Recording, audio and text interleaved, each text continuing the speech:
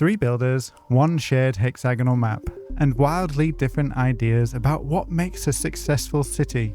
Down south, Generic Lemons is crafting what feels like a Midwestern origin story, a North American town, a university tucked neatly into the mountains heel, farmland busy making bread, and now the map's first airport, ambitious, wholesome, and maybe slightly threatening.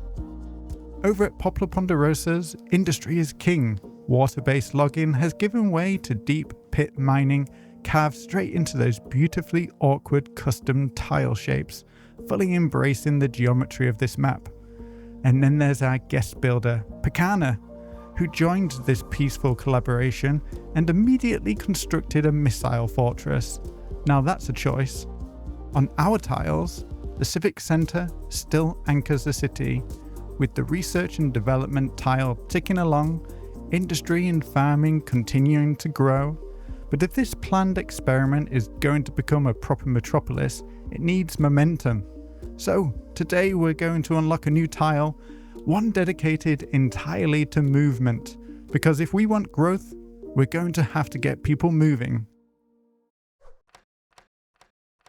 Okay, looking at the city from above, we can see Picana's build over at the top left of the map, and we can also appreciate the hexagon shapes of the tiles. At the top here, we've got this highway which runs all the way down to the bottom of the map, and I think if we want to get more traffic going through the city, making it look a little bit more lively, we're going to remove this connection, and then we're going to create a new connection that connects with Picana's build, and then we're going to run a new highway that goes through the city so that we can get a little bit of traffic through here.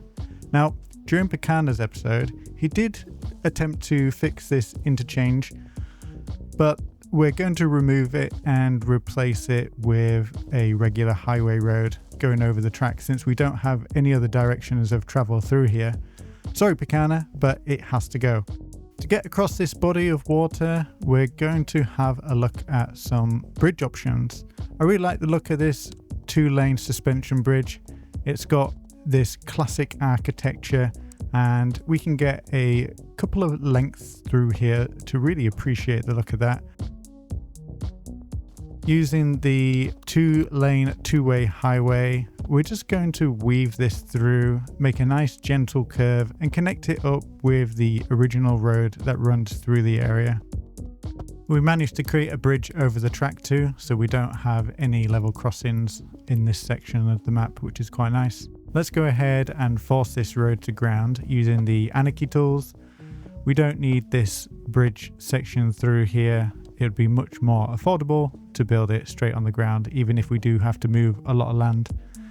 And using a little bit of move it, we can make sure that there's enough room for the trains to come through here. Using the slope terrain tool, if you run along a network, it will level the ground around it to the same height as the network, and then come through with the smooth tool and just make those embankments a little bit nicer to look at.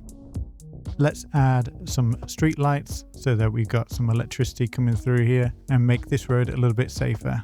Heading over to the other side of the water, let's see what the best options are for bringing a road through here. And I quite like the idea of following the map tile perimeter so that we get these nice geometric shapes coming through the area. Saying that though, I would like this road to be fairly smooth and easy to drive on, so we'll just cut straight through that tile and then we'll connect this up back to the bridge.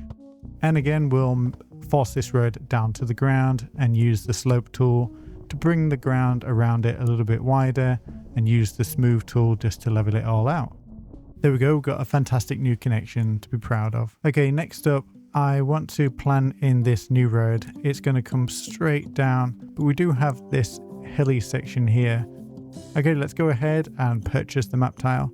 Now for this transport tile, we're going to put this right in the middle so that we've got good access to everything. For our interchange, I'm going to be a little bit lazy. I'm going to jump into PDX mods, check out Teddy Radko's assets, and I really like the look of this Y-stack interchange. Now, this is super simple, no need to turn the game on and off. Just jump back into the save game, go into intersections, and then we can just place this wherever we want.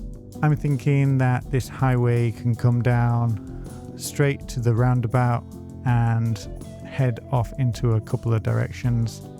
We'll bring this road up the hill. We'll keep it a constant slope, so it will carve a little bit of a valley as it comes up, and then we'll connect that up to the existing highway road in the distance. Let's step the highway down into single lane sections so that we can connect this up nice and smoothly. And using Move It, we can stretch out these merge lanes so that they look a little bit nicer. Let's go ahead and remove this farm compulsory purchase and then connect up our new interchange to our tram station roundabout. As we can see, there's already one truck heading out of the city.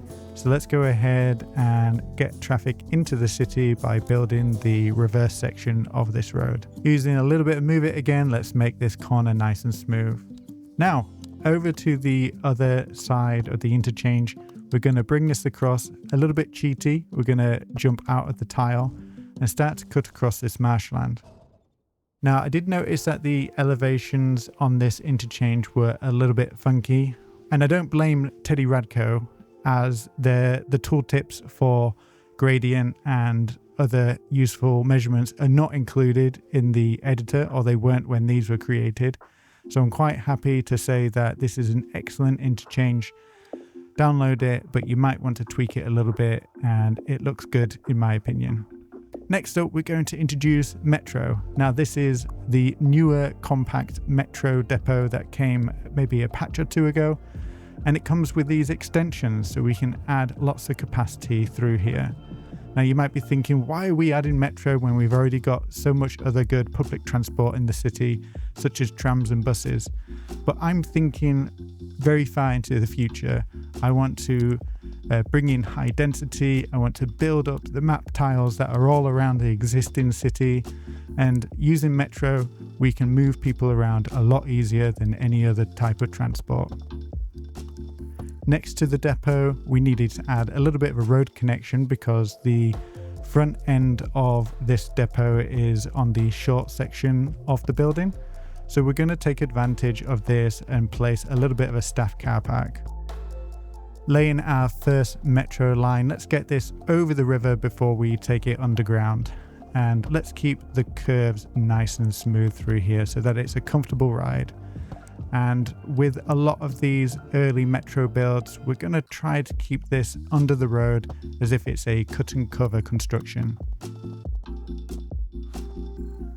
On the other side of the Metro depot, let's go ahead and put down a placeholder track, leading it off in the other direction where we want to start to expand in the future. And lastly, using the two-way single Metro track, we can connect the depot into the main line using the complex curve tool, using the method of only allowing two tracks to connect at once to create a really nice looking merged track system for this depot. Of course, we have to use a little bit of Move It to make it look just right, but for the most part, using the vanilla tools, we get halfway there. It's halfway decent, and I'm pretty happy with the way this looks.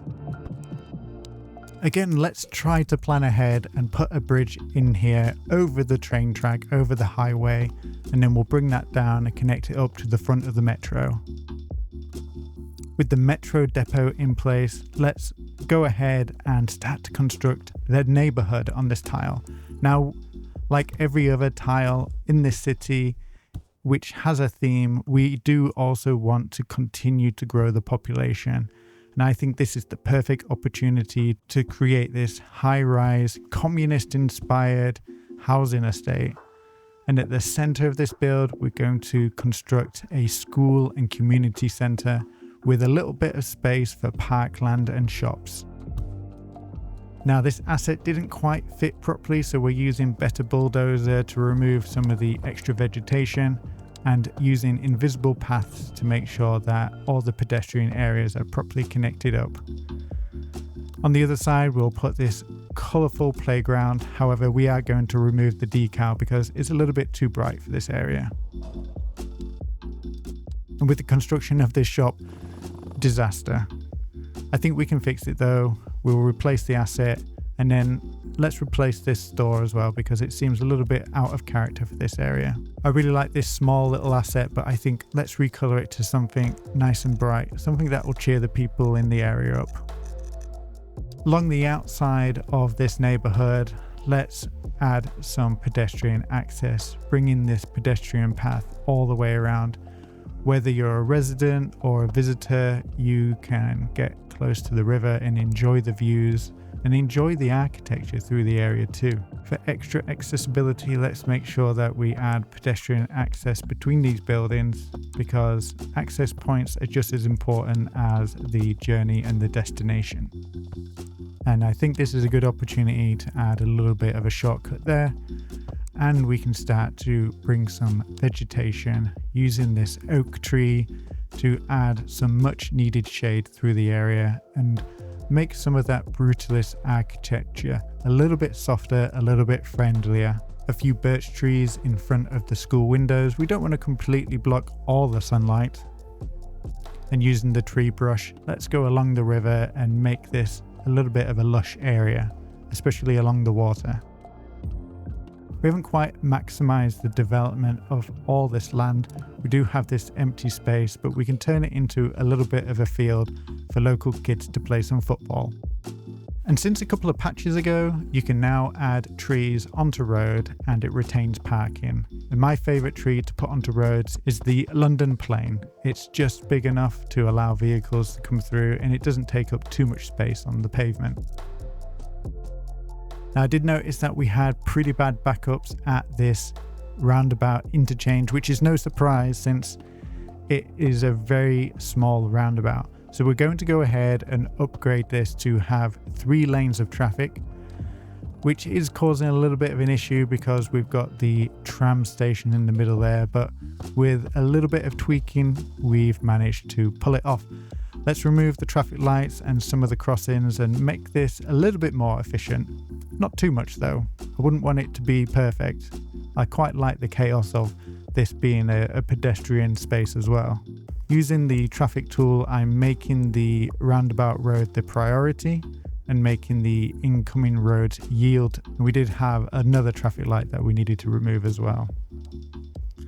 And we can enjoy the fruits of our labor because this seems to be working really well. We've got lots of traffic coming through here and people seem quite happy to wait in the middle regardless. On the other side of this tile, let's make use of this land by expanding the farmland. And we can reserve this space for future construction projects. But at the moment, it is the edge of the city, and I'd like the city to resemble some sort of realism, bringing in the construction and the development gradually so that these places along the edge map tiles are a little bit more rural. So we're going to go ahead and bring in these highway roads, which will just be dead ends for now, but we could always develop them in the future. To add farms into this area, I'm just simply adding these small little dirt tracks so that we can add some zoning onto them, and then we'll bring in the farms, maybe add a little bit of fishery and maybe some residential and commercial properties too.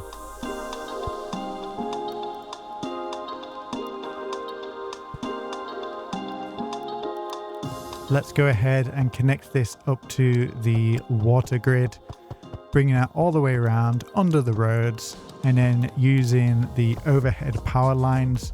Since this is quite a rural area, we'll connect this up through here. We'll also increase the height of the cable to take it over the highway and metro track, and then connect it up into the main part of the city. And with that, our tile dedicated to movement is complete. A rather elegant Y interchange now anchors us to the highway network, and beneath it all, a suitably understated metro depot waits patiently for the day we decide to build higher.